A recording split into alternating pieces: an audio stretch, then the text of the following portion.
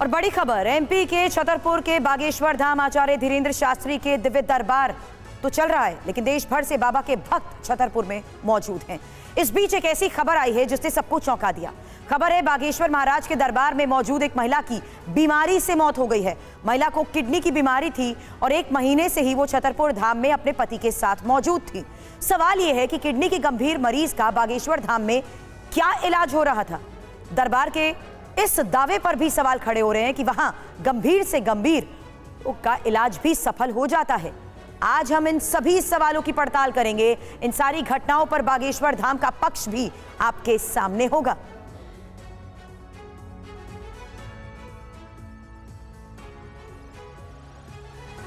बड़ी खबर है मध्य प्रदेश के बागेश्वर धाम में महिला की मौत को लेकर।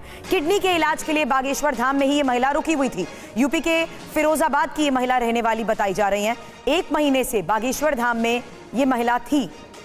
महिला के साथ उनके पति भी बागेश्वर धाम में ही थे। किडनी की समस्या इस महिला को थी और पिछले 1 महीने से बागेश्वर धाम में पति पत्नी थे।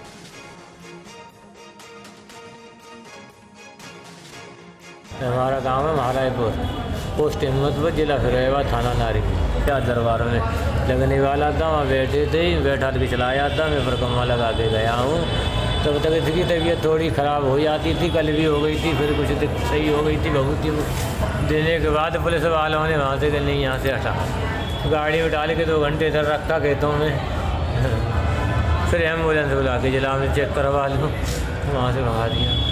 दिक्कत क्या थी उनकी? इतनी प्रॉब्लम थी। महिला के पति को आपने सुना। बागेश्वर धाम में एक महिला की मौत का ये मामला है और अब सवाल ये कि बागेश्वर धाम में आखिर हो क्या रहा है। पूरे मामले की जानकारी आपको दे दें। जिस महिला की मौत हुई है वो फिरोजाबाद की रहने वाली बताई जा रही हैं। और दूसरी महत्वपूर्ण बात ये कि इनका नाम नीलम है। अपने पति के साथ ये यहाँ पर थी। नीलम नाम की ये महिला जिन्हें किडनी की समस्या थी। 1 महीने से ये पति के साथ धाम में ही रह रही थी। अर्जी लगाने बागेश्वर धाम ये परिवार पहुंचा था और पति ने भी ये बताया कि हर रोज परिक्रमा भी ये लोग कर रहे थे। पति ने ये भी बताया आज अर्जी लगने वाली थी और ये भी बताया कि किस तरीके से बीच बीच में महिला की तबीयत खराब होती रहती थी। लेकिन पति का ये दावा है कि अचानक तबीयत इतनी ज्यादा बिगड़ गई कि महिला ने दम तोड़ दिया, उनकी धाम में मौत हो गई। अब छतरपुर से अभिजीत ठाकुर हमारे संवाददाता हमारे साथ जुड़ चुके हैं और साथ ही भोपाल से शुभम गुप्ता इस वक्त हमारे साथ हैं। अभिजीत, मैं सबसे पहले आपके पास आना चाहूंगी, ये पूरा मामला आखिर है क्या?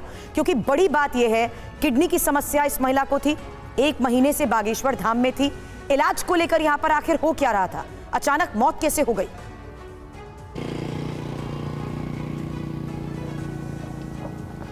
जी बिल्कुल, आपको बता दें कि महिला की दोनों किडनी फेल हो चुकी थी। उसका इलाज पहले दिल्ली के सफदरजंग अस्पताल में चल रहा था कुछ महीनों से, जहां पर डॉक्टरों ने जवाब दे दिया था। उन्होंने कहा था कि इनको घर लेकर जाइए, इनकी सेवा करिए।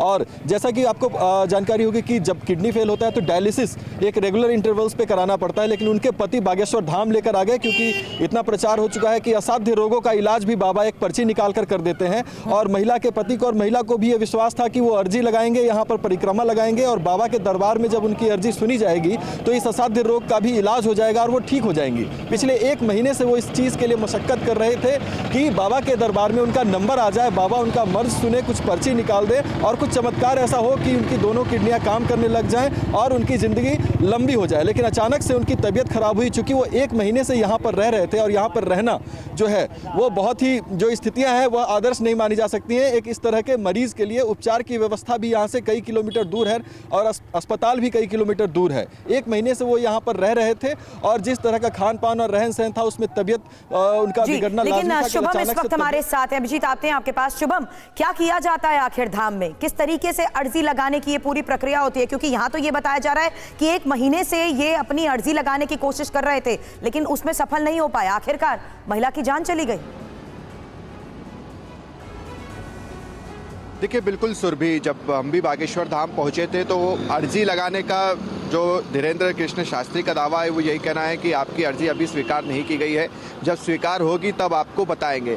लोग एक रजिस्टर में अपना नाम नंबर लिखवा देते हैं और उसके बाद जब अर्जी लगती है कई बार 2 महीने 3 महीने का समय भी लग जाता है। और वही इस परिवार के साथ भी हुआ कि 1 महीने से वो परिक्रमा तो कर रहे थे मगर अर्जी का इंतजार भी कर रहे थे कि उनकी अर्जी होगी, बाबा पर्चा लिखेंगे और उसके बाद किसी तरह का कोई चमत्कार बालाजी करेंगे, मगर ये नहीं हो सका।